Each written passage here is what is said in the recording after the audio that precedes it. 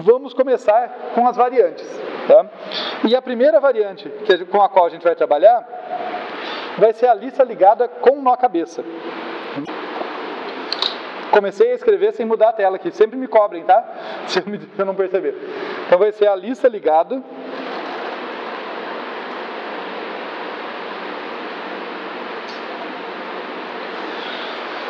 e antes de falar para vocês o que é, embora o nome seja meio autoexplicativo, o que é essa lista ligada com nó cabeça, deixa eu destacar a motivação para ela, que explica muito mais. Se vocês lembrarem da última aula, tanto insere quanto remove, que são operações que manipulam a lista, tinham casos especiais para o início. Era uma certa dificuldade, um jeito de fazer as coisas para remover uma célula lá do meio da lista, ou para inserir lá no meio. Agora era uma outra coisa, um outro cuidado para remover ou inserir do começo. A lista ligada com nó cabeça, ela vem resolver exatamente essa questão. Ela fala, olha, e se eu definir a minha lista sempre tendo um nó cabeça que não é um elemento de verdade? É um nó artificial para que a minha lista nunca seja só um apontador. Ela sempre vai ter pelo menos um nó, tá? Para homogeneizar os casos de remoção e inserção. Então, deixa eu colocar aqui, vou copiar essa lista anterior.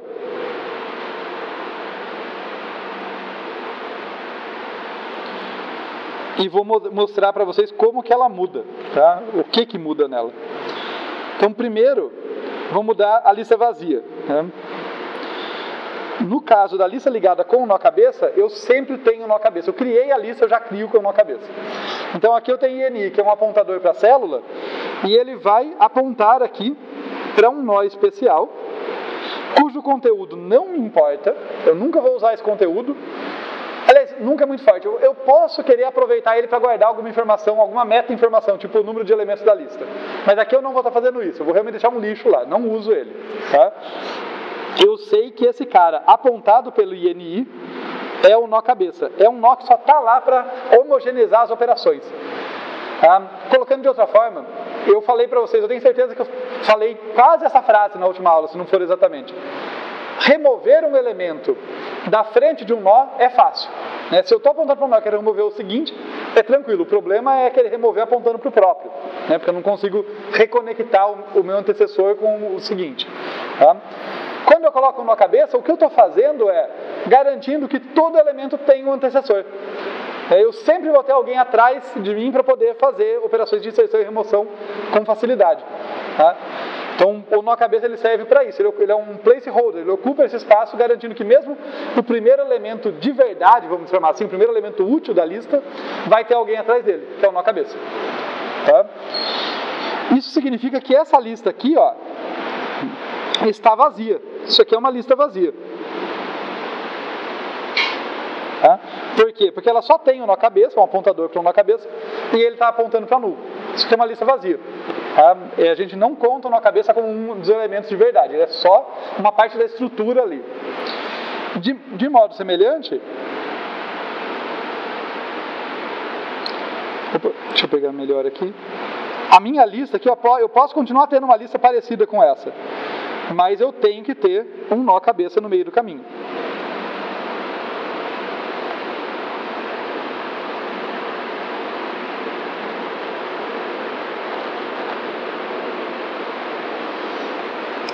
Só que daí, no caso, não é apontando para null, é apontando para a minha lista.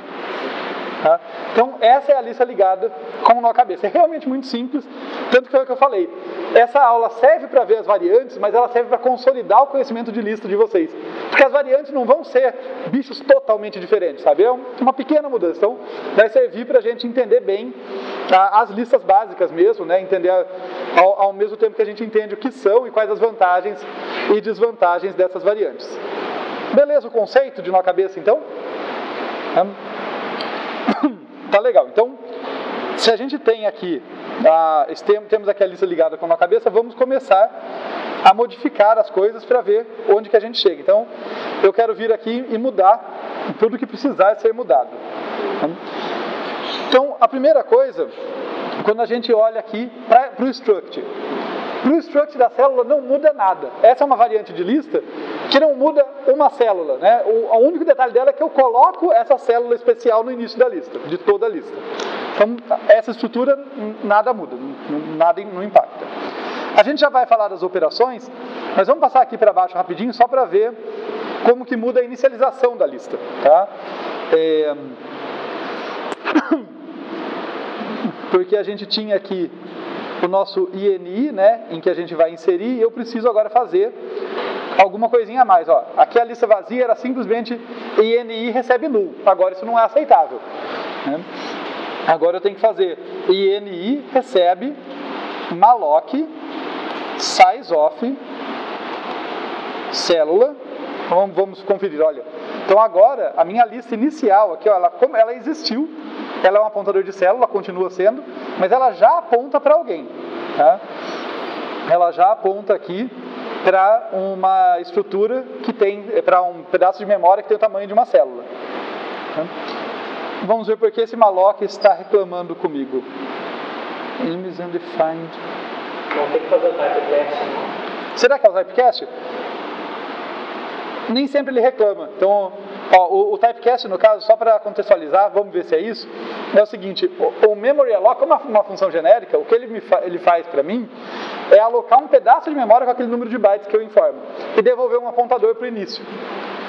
Só que ele não sabe apontador para que é aquilo, tá? Eu sei, no caso eu sei que o INI é um apontador de célula, mas para que essa atribuição não dê nenhuma reclamação, eu tenho que estar atribuindo de um lado um apontador de célula para uma variável que é um apontador de célula, né, que é do tipo apontador de célula. Então eu vou aqui falar para ele explicitamente: olha, esse cara que você acabou, esse ponteiro que está me devolvendo é do tipo célula pointer. Acho que era isso. Então, confesso, aí minha ignorância, nem sempre ele reclama. E olha que às vezes eu compilo com todas aquelas flags, né, de warning e tal, e nem sempre ele reclama, eu não sei porquê, tá? O jeito garantido é avisar aqui, né, fazer esse cast, mas às vezes eu não faço e dá tudo bem. Mas beleza, só isso já é uma lista vazia? Não, tá? Tem que tomar um cuidado. Por que só isso não é uma lista vazia? Porque eu preciso garantir que o apontador dessa célula na cabeça está apontando para null, certo? Olhando para cá para servir de referência, notem, não só eu aloco esse cara, mas o ponteiro dele é null. Então, não podemos nos esquecer disso. E é isso que a gente vai fazer aqui. Então, uma vez que está alocado, INI pointer prox, quer dizer, estou seguindo o ponteiro, né? Estou seguindo o ponteiro INI e acessando o campo prox dele e colocando null lá. Então agora sim, inicializei minha lista vazia. Tá? Eu posso também fazer a alocação estática dessa lista, aí vai do gosto de vocês, mas eu fiz a alocação dinâmica. Nas notas de aula tem os dois tipos, tal, né? Sempre olhem as notas de aulas para complementar nossas aulas, tá, gente? Elas não são o texto mais agradável do mundo? Acredito que não, mas eu me preocupo em colocar detalhes, observações, tá? Então dá uma lida lá, uma vez que vocês já pegaram a ideia do assunto, às vezes vocês pegam uns detalhes, umas curiosidades que tem lá e que nem sempre eu consigo falar tudo na aula. Beleza, vamos começar a ver então as operações. Se a gente olhar aqui para o imprime era uma operação bem simples, né? E até que é legal, por isso que ela está logo de cara, né? Que ela é basicamente percorrer a lista inteira, imprimindo cada elemento, tá? Ela praticamente não vai mudar, eu continuo para imprimir tendo que percorrer a lista inteira. Só que eu devo imprimir o nó cabeça? Não, né? Eu nunca quero imprimir o nó cabeça. Quer dizer, quando eu quero imprimir o conteúdo da lista, eu nunca vou querer imprimir o nó cabeça. Pode ser, como eu falei, alguma meta-informação, alguma coisa, mas para imprimir a lista, conceitualmente, né, ele deve ser ignorado, ele é um detalhe da estrutura. Então, olha que mudança sutil aqui, ó. Basta fazer isso aqui. Porque se vocês lembrarem, né, é uma ideia recursiva, né? O P aponta para uma célula, né, que é possível, se não for null, né, ele aponta para uma célula, que é o começo de uma lista, né, então eu imprimo aquela célula e vou para a próxima. A única coisa que mudou aqui é que eu pulo o nó cabeça. né? Então eu recebo o list aqui e falo, olha, P já recebe list pointer proxy. Tá? E daí eu vou percorrer a minha listinha da mesma forma que antes. O percorrer não mudou. O que mudou foi só que tem esse cara no começo. Tá claro isso? E daí serve para a gente relembrar, olha, essa é a estrutura básica aqui para navegar numa lista. Olha, enquanto o P não for nulo, no caso aqui eu estou imprimindo, se fosse uma outra operação eu faria outra coisa, né? Mas aqui é a impressão, eu imprimo o conteúdo daquela célula e eu faço P pointer proxy. Então, esse while aqui, né, enquanto não for nulo e P vai avançando, é super importante, a base de navegação em lista. E o nó cabeça muda muito pouco, como a gente mostrou. Aliás, deixa eu aproveitar e falar com todas as letras uma coisa que é óbvia. Qual que é a desvantagem da lista com nó cabeça? É muito sutil, porque hoje em dia, né, se eu estou pensando num computador moderno e tal, eu estou desperdiçando memória. É isso. A minha lista vai ter sempre um elemento a mais. Mais importante, parecido com quando a gente analisa a eficiência de algoritmos, notem que não é um desperdício assintótico. Eu não vou estar gastando mais memória proporcional ao número de elementos, é um elemento ali. Numa situação específica, um sistema embarcado que tem pouca memória e por algum motivo eu vou ter um monte de lista lá dentro, um monte de lista curta, talvez faça diferença. Então é bom saber, olha, nó cabeça tem esse custo. No geral, trabalhando com algumas listas enormes, um elemento a mais, um elemento a menos, não faz diferença, tanto que é a nossa lista favorita, tá? Ela simplifica tanto as operações, a gente vai ver isso, que normalmente a gente coloca um nó cabeça para ter menos dor de cabeça, perdão pelo trocadilho. Tá bom? Então essa é a impressão. Vamos para a busca. A busca também, né, muito semelhante. A base da busca também é percorrer a lista. Esse while aqui. O critério de parada é chegar no final, caso em que a gente não encontrou, ou chegar no conteúdo desejado. Então, relembrando a busca, muito parecida com o imprimir, né? Só que ao invés de imprimir, o que eu faço é que para cada elemento que eu estou apontando, né, que não for nulo, eu olho para o conteúdo dele e verifico se ele é igual a X. Se ele for, eu devolvo ele, senão eu continuo a busca. Novamente, a única mudança vai ser pular o nó cabeça. Então o P tem que começar de list pointer proxy. Tá vendo? Essas duas são tão parecidas, pelo menos nessas operações que não mudam a lista, que é fácil a gente revisar o código da básica e já modificar para essa, né? Vão ter operações mais interessantes que a mudança é mais crítica, tá? Mas por enquanto, estamos aqui. Tudo bem? Seleção é a última dessas que a mudança é só pular na cabeça, tá? Mas como eu já acabei de falar, é só pular na cabeça. Então na seleção, a gente faz, olha, P, que é um apontador de lista, receber list pointer proxy. E daí a seleção é uma operação particularmente interessante, né? Que a gente tem que manter um contador à parte aqui, né?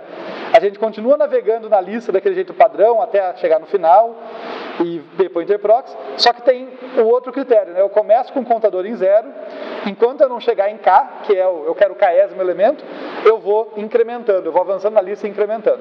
É uma operaçãozinha simples, mas que é legal. Aliás, fazer uma observação aqui. Quando eu ensino estruturas de dados para vocês, a lista é um caso, árvores vai acontecer também e tal, eu gosto de sair do básico, até para vocês terem a noção de que, olha, tendo esse conhecimento fundamental, eu consigo criar outras coisas. Tá? É muito comum, eu vou trabalhar com lista e falar, busca, inserção, remoção. São as operações mais importantes. Mas a seleção está aqui para lembrar vocês que, olha, se eu entendo a estrutura, eu consigo implementar uma outra coisa. Vai que a minha aplicação tem uma demanda específica para isso. Né? Existem aplicações que de fato tem. Tá? E não se resume a isso. Agora não me ocorre de cabeça, mas tem outras operações legais, outras operações importantes, que se você precisar, você fala, peraí, deixa eu entender a operação, eu entendo a estrutura, e eu faço ali, né, eu implemento ela. Você não dá diferença entre busca e seleção?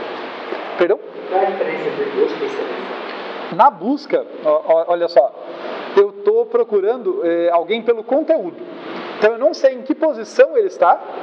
O que eu estou fazendo é que eu estou percorrendo a lista na única ordem possível, né? Porque a lista ligada não dá para percorrer de outro jeito. É um depois do outro, não tem o que fazer, né? Eu estou percorrendo a lista verificando quando eu encontro o primeiro elemento que tem valor X. Né? Quando eu encontrar o primeiro elemento que tem valor X, eu vou sair desse laço e devolver o apontador daquele cara. É o conteúdo dele, né? Olhando aqui, pegando aqui os nossos desenhos, por exemplo, imagina que eu estou procurando o 7. Eu estou olhando para cá, ó. Eu vou olhar aqui e falar, opa, esse cara tem o valor 7? Não, vai para o próximo. Esse tem valor 7? Tem. Devolve um pezinho aqui que aponta para essa célula. É o conteúdo que eu estou olhando. Na seleção, eu já volto no código, mas só para lembrar vocês, na seleção, o que eu estou procurando, o késimo elemento da lista. Então, vou até pegar outra cor. Esse cara é o primeiro elemento da lista, é o 0ésimo. Porque eu começo a contar do zero, só uma convenção aqui na minha seleção. Então, esse é o 0ésimo, esse é o 1ésimo, esse é o 2ésimo e assim por diante. Tudo bem? É a posição. Note que eu não estou olhando para o conteúdo dele. Então, o que eu vou fazer é que eu vou percorrendo a lista, contando, né? Porque essa informação aqui não está guardada na lista de fato, né?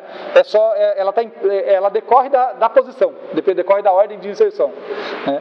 Então, eu vou andando na lista e incrementando. Por isso que o jeito que a gente implementou foi esse, né? Olha, eu vou andando na lista, aqui nesse while, que é muito parecido com o de cima, mas com essa diferença bem importante. Eu não olho para o X, note que eu nunca estou olhando para P pointer conteúdo, nunca faço isso, em nenhum momento aqui.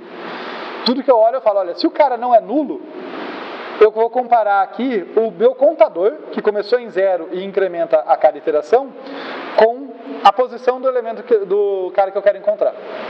Então, por exemplo, se eu quero encontrar, olhando aqui na minha figurinha, se eu quero encontrar o 1ésimo, eu começo apontando para cá, né, e o meu contador aqui, como que eu chamei o meu contador ali? Chamei de Q, né? O meu contadorzinho Q vale 0, mas o meu K, vou colocar aqui, o K que eu estou buscando vale 1, tá? Q não é igual a K, então eu avanço. Daí eu avanço para cá e eu atualizo o meu contador, né? Cada vez que eu avanço, eu atualizo. Daí eu percebo, opa, Q é igual a K, devolve esse cara. Tudo bem? Então, é pela posição, realmente não é pelo conteúdo. Então, essa foi a seleção, tá? E aqui, de novo, essa seleção é basicamente a que a gente viu semana passada com essa mudança, tá? Essas 3 primeiras operações, imprimir, busca e seleção, o que mudou foi pular o nó cabeça. Depois é só navegar na lista, fazendo os testes que a gente já fazia. Agora que a coisa começa a ficar mais interessante, ó.